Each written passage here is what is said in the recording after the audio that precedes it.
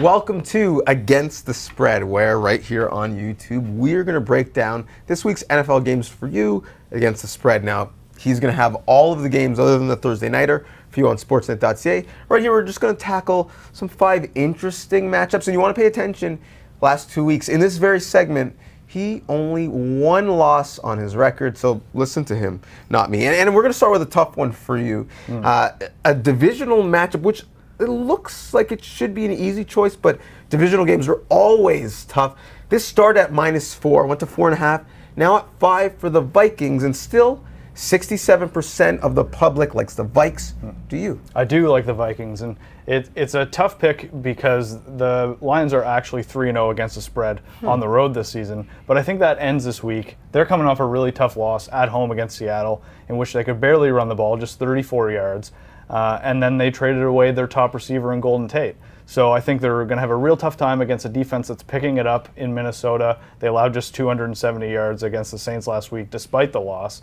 And really, it came down to 2 plays for the Vikings when they lost last week, an Adam Thielen fumble and a pick 6 that sealed the game. So I think the Vikings will start to really roll in the second half, and the Lions will fall away in this tight NFC North division. Yeah, you mentioned it. To me, it's all about Golden Tate, who is their best receiver, but also is the best when he has the ball in his hands. He's their best ball carrier. And I don't know if you saw this, Matt Patricia kind of got upset with a media member who asked what is the recourse now that Golden Tate is gone, and told that media member to change his posture and respect the process. Well, I think he needs to change his depth chart. I'm not really respecting that process. I like the Vikes big because I don't think the Lions are going to be able to score.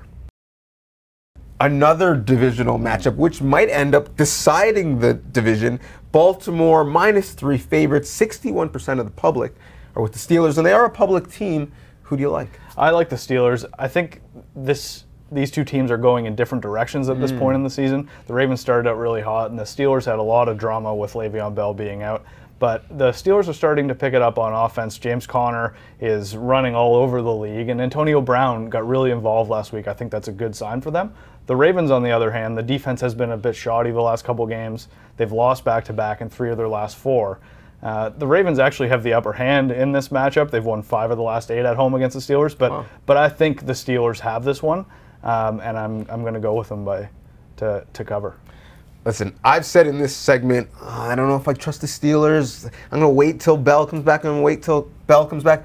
Guess what? James Conner is the second best back in football other than Todd Gurley. And so even with Conner, the Steelers' offense is really good. And even with Conner, the running game is better than the Ravens. So the Ravens' defensive coaches can talk all about the fact that Conner and this offense is better without Bell.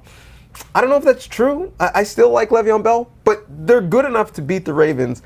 I think the Ravens coaches are right, and they're going to find out how good James Conner is this Sunday. You're really watching this segment for the disagreement? Well, you're about to get it. Chargers going to the Seahawks, -2 favorites. 55% of the public are with the Seahawks. You're part of that 55%. Please explain why.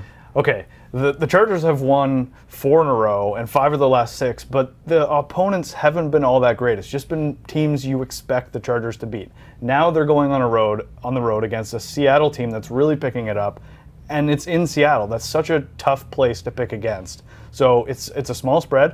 I like the Seahawks to win by a field goal, if not more. Yeah, you mentioned teams that are not very good that the Chargers beat. I don't think the Seahawks are very good. When you look at these two teams, look at every position group, including quarterback, I think the Chargers are better. So the fact that you're giving me points, even though it's in Seattle, I like the Chargers. My only concern is that Phillip Rivers has 8 kids, and it was Halloween this week, and he may have been distracted. Other than that, I think he's going to be tricking and treating all over the Seahawks defense. Now, if you only watch one game this week, let it be this one, Rams-Saints. If you only bet on one game this week, you might not want to be this one. It's a tough one. The public is 50-50. The Saints are at home, so they're the favorites at 1.5. Who do you have in this game? This is the toughest game to pick of the week by far, but I'm going to go with the Saints. I think everyone's looking forward to that Chiefs-Rams matchup in Week 11, and that's going to be a barn burner, but this is going to be the toughest opponent that the Rams face. The Saints are so balanced. They can run the ball, they can pass the ball, and the defense is actually playing really well. They get after the quarterback, and they haven't allowed 100 yards rushing since Week 1. So the Rams are really going to be up against it. I think home field advantage is going to make the difference here, and I'm going to go with the Saints to keep rolling. Yeah, see, to me, it's all about the defense. I think the Rams' defense is getting better when you add Dante Fowler. He's rated as the 6th best pass rusher in the league. You add him to a line with Sue and Darnold. That's crazy. And then when you look at the Saints' defense, they've got some injuries. They're losing Marcus Davenport. So I actually think it's going to be a close game, and if the Rams don't run the table, this might be the team to take them down. But if you're giving me points and an undefeated team, I'm going to take the Rams. So when Michael Jordan is voicing the open for your football game, which is what is happening in this primetime matchup, it's kind of a big deal. These two quarterbacks are arguably the two of the best ever. Let's just say Rodgers versus Brady, and the Patriots are 5.5 favorites to start at -6. Who do you like in a matchup of all-time great QBs?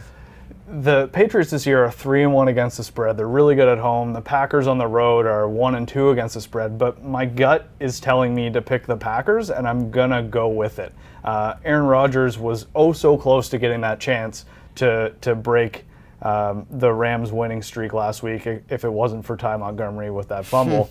And I think he's going to get that chance this week in New England, and they'll keep it close, if not win it outright. It's a risky pick, but I got to go with my gut. Yeah, anytime you're giving me over 5 points against Aaron Rodgers, I'm just taking Aaron Rodgers because whether it's a crazy Hail Mary at the end of the game or a miraculous comeback, he keeps his team, no matter how bad around him, in games, even against superior teams like the Rams last week. I think it's the same thing with the Patriots this week. And the only time these two guys faced off, Rodgers actually beat Brady in 2014, and that was a great Patriots team as well. I think Rodgers, I don't know if he beats them, but I think he keeps it close. So give me the dog and the Packers. Survivor pick time, and we've actually been on a hot streak in Survivor picks. I've told you before, just pick whoever the Bills are playing. And I would have done that, but I already picked the Bears. So I'm going to pick the Panthers because playing against Tampa Bay is probably the next best thing, even though I'm kind of afraid of Fitzmagic. What about you?